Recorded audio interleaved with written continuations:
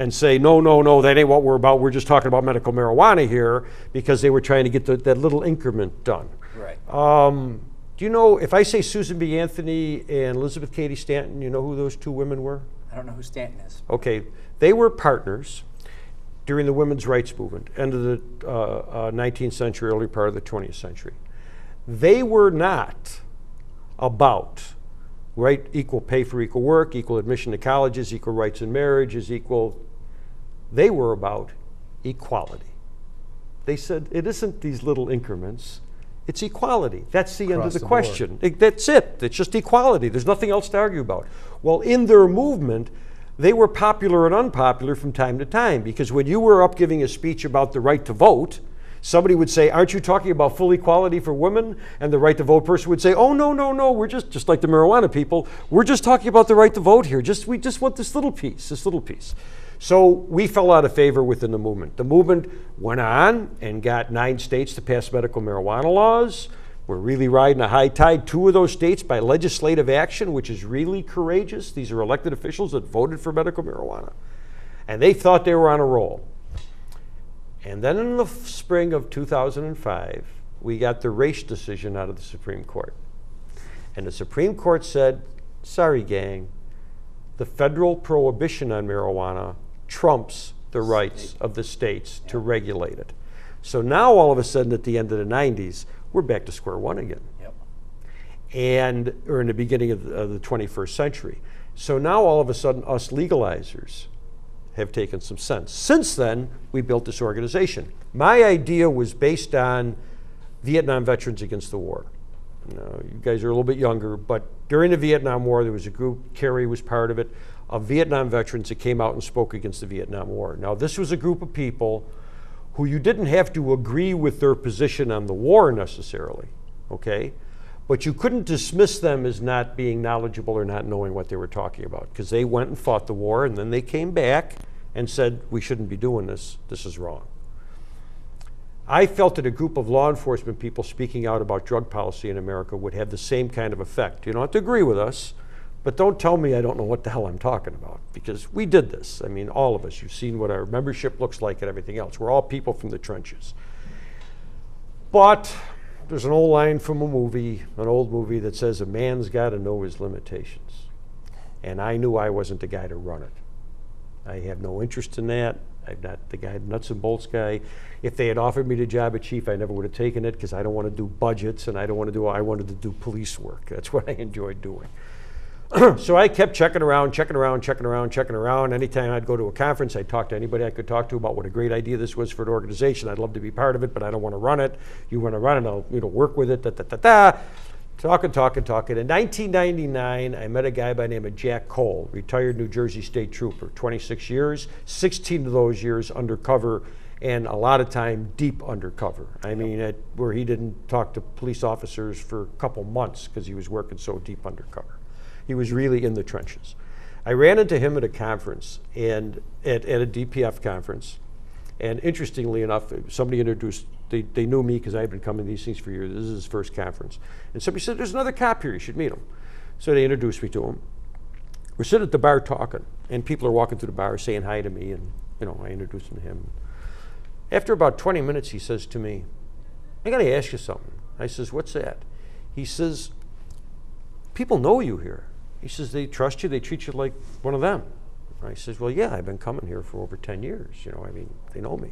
And nobody's ever been busted that knew me. So they know it's safe. And he said, well, when I talk to them and tell them what I did, they treat me like I'm still working. Yep. And I said to him, tell me something, Jack. He said, what's that? I said, if you were working this conference, what would you be doing different? He looks at me for a second, gets a little smile on his face and says, nothing.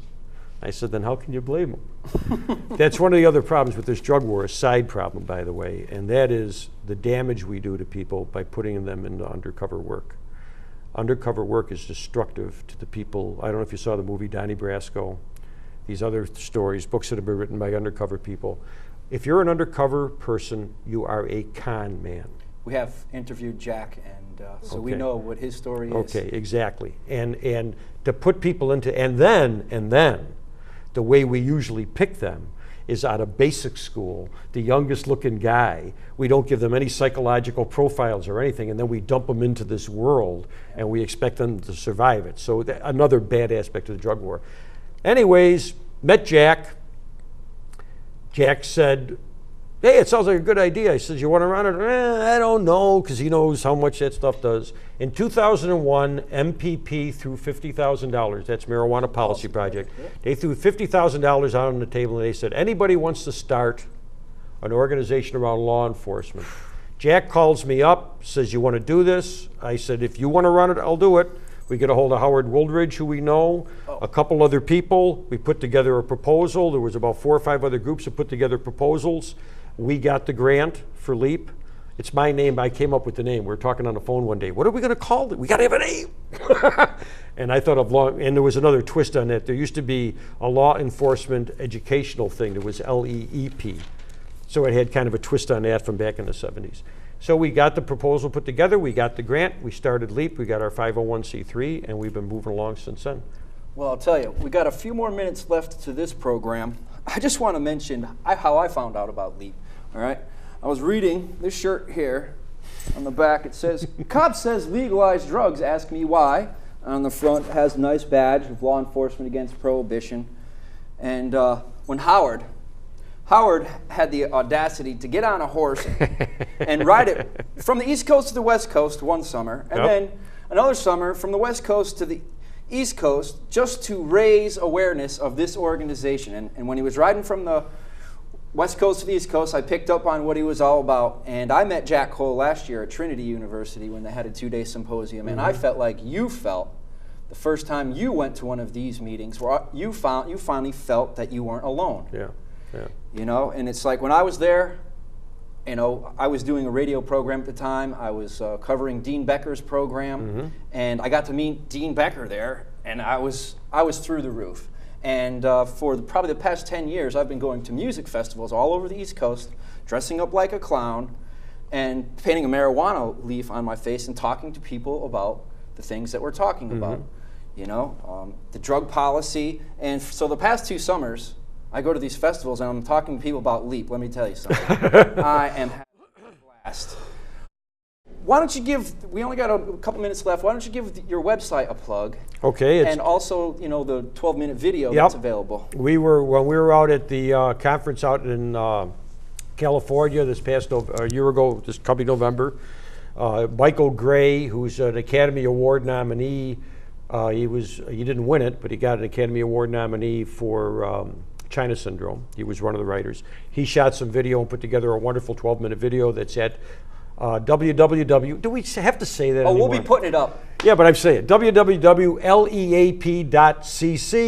The 12-minute video is available on there for you to look at. It's also extremely easy to download. We made it as accessible as possible to people, and it gives a good summation of what we do. All right, we're going to have to wind it up here. Folks, thanks for joining us here on Stop Bitch and Start a Revolution. Join us next week. Peter Christ, he's going to be with us again next week and telling us more about why drugs should be legalized.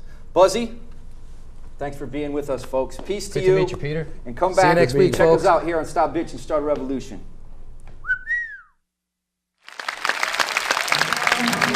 This is a test of the emergency bong hit system. This is only a test. I'm as mad as hell, and I'm not going to take this anymore! This is a test of the emergency bong hit system. The bong hitters in your area, in voluntary defiance of federal, state, and local authorities, have developed this system to keep you informed in the event of a bong hit emergency. If this had been an actual emergency, the attention signal you just heard would have been followed by official supply information, police scanner news, and emergency bong hitting instructions. This concludes this test of the emergency bong hit system. Quit playing games with God!